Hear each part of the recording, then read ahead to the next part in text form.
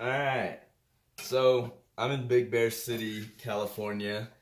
It's beautiful right now. Spring only lasts for 6 to 8 weeks, so you have until mid-April when stuff starts popping off, blooming, and like the ramps, all the herbs, your mustard, tarragon, lavender, that's all going, your microgreens. But from spring until fall, there are these beautiful cactus guys. Um, so these are full of polyphenols and vitamin C, iron, so many manganese, a bunch of vitamins and minerals that I'm forgetting right now, vitamin K. They're really good at reducing blood sugar in people that are type 2 diabetes. The juice that they make is awesome. I have some vinegar right here, the tuna vin. And you see it's just white right here, but if I shake it up, okay, and this is just 24 hours. That's how pink it is. The color is ridiculous. So this can be used to make cakes, desserts, colored, everything from pancakes into in pan purdue to your fillets and Asian dishes, stir fries, adding to flavorings for marinades.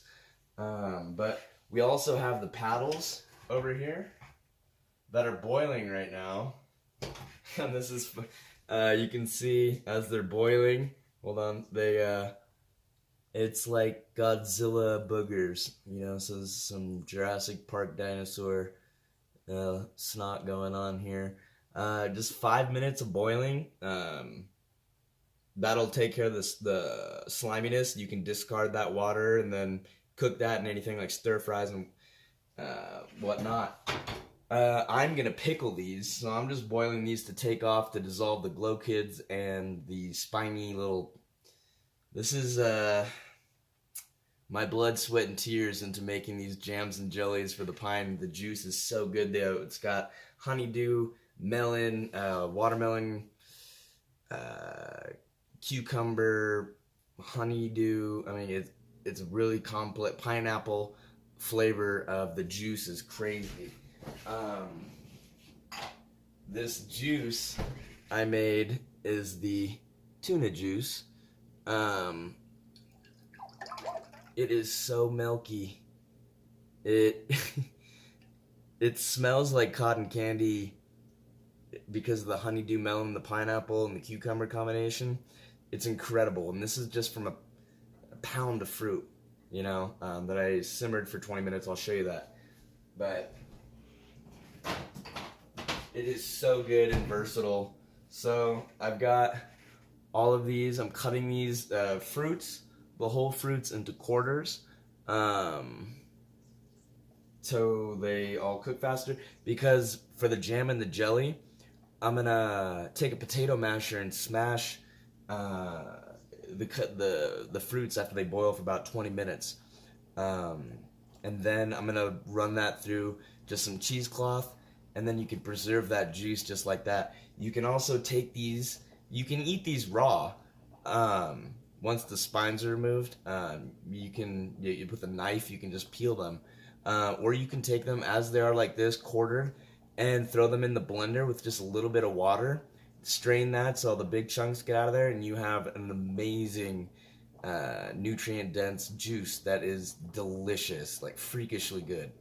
But there's many different species of cactus, and they all have a different flavor profile, depending on the soil, the topography, the climate, the ecosystem, microsystem. Even 100 yards away, same thing, growing very differently with a different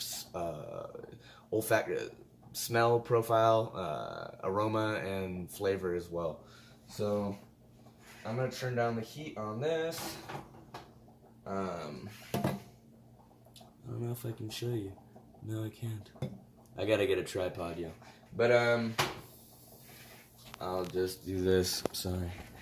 But so we've got the juice going. in just a little bit, experimenting with different batches. So I'm going to take this right now, and then we got the paddles going over here.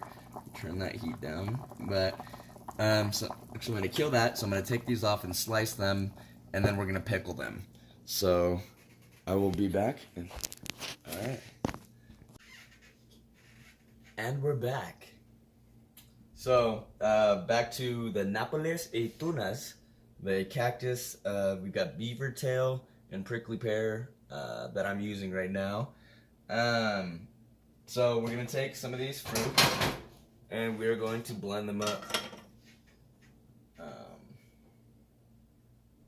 At this point you can safely touch them without gloves because all the little spikes have been dissolved and are gone. And yes, you can keep the juice with those dissolved spikes in there because they're dissolved. So we're taking our fruits. These ones, I'm trying different things, so I'm gonna just blend the whole fruit in the blender here. So just throwing these simmered tunas as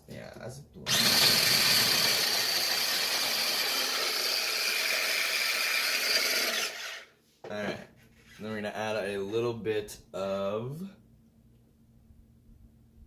what are we gonna do? We're gonna do a little bit of just plain water on this batch. Haha. Alright, cool. Water. A little bit. Doesn't matter, you do not have to measure how much water you're doing for this.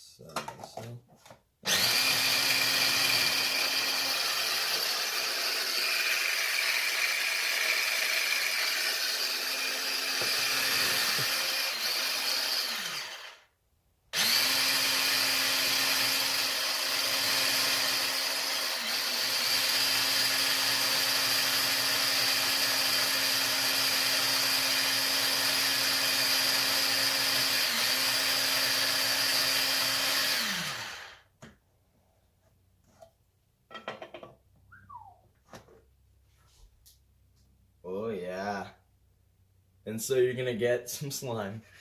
It's still slimy, but beautiful watermelon color, as you can see.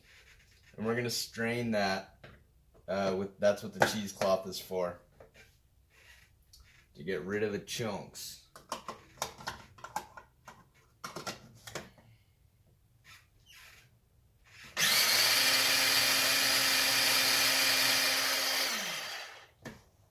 And since I am playing, I'm going to put this back in the water. Ooh, wow. That is rad. Cool. And I'm just going to rinse and repeat with the rest of the batch of fruit.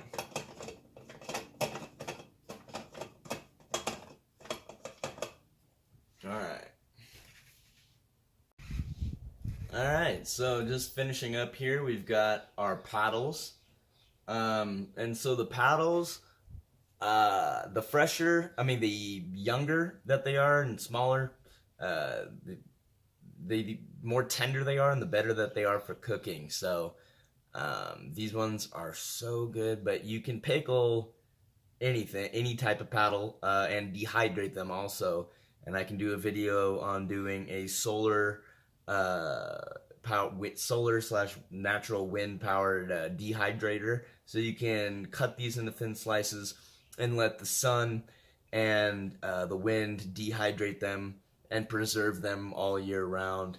And we, a little polycarbonate, just make some sheet trays. But I live in the mountains, so that's a mountain man video thing. So, but you could do that, a dehydrator in your backyard wherever you live, as long as you have sun. But you do want it to get pretty hot, which is perfect for where I'm at. So we're just gonna take these paddles now that they've been cooked, super soft. Gosh, I wish I could. You could feel this, but so I'm just gonna cut these up.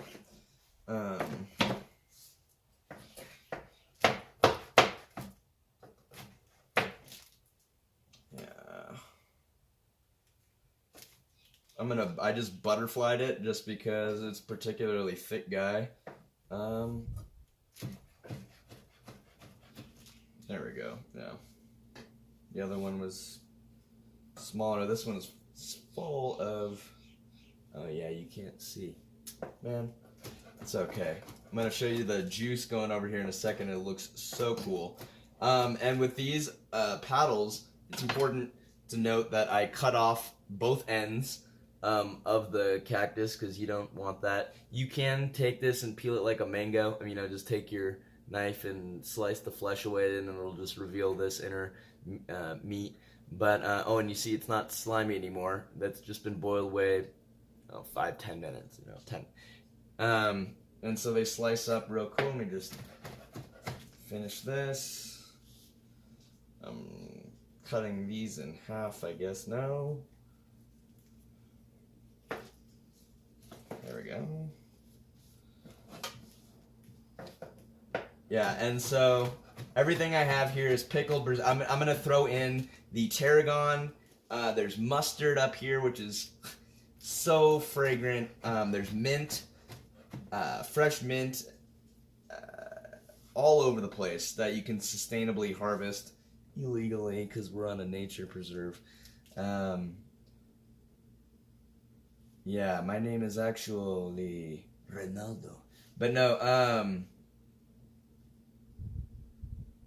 yeah, we'll edit that part out. Okay. I'm just cutting these paddles. Long slices, fill up the mason jar.